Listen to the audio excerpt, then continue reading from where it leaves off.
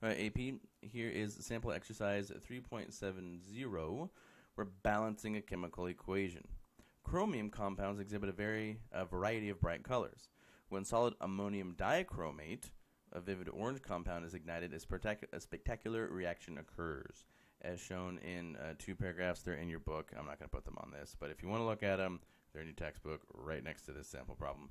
Although the reaction is actually somewhat more complex, let's assume here that the products are solid chromium-3 oxide, nitrogen gas consisting of N2 molecules, and water vapor. Balance the equation for this reaction. Go ahead and press pause now, because here comes the solution.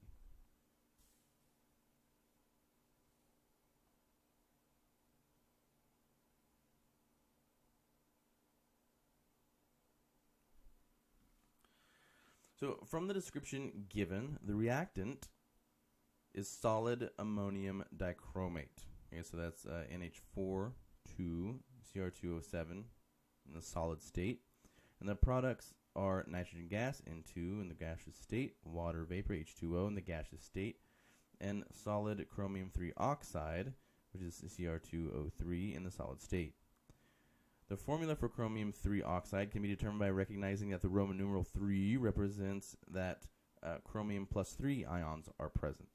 For a neutral compound, the formula must then be Cr2O3, since each oxide ion is O minus 2. And so from the name we deduce the formula.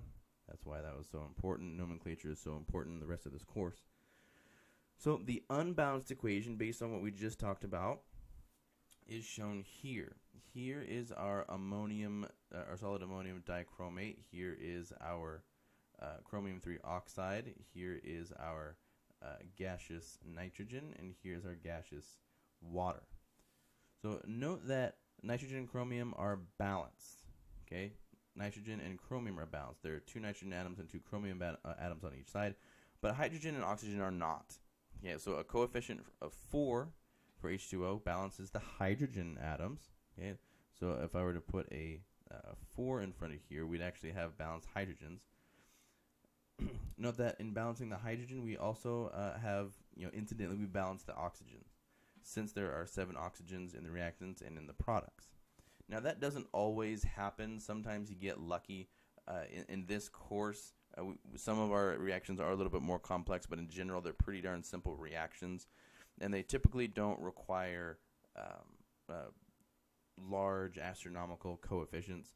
And balancing doesn't typically tend to be all that tough.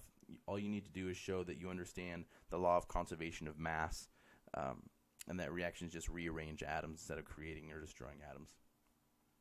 But like I said, we got lucky in this one. It's nice and simple. Simply trying to balance the hydrogens immediately balance the oxygens for us, and we're done. So reality check. The reality check here is on both sides of the reaction arrow, count how many atoms you have.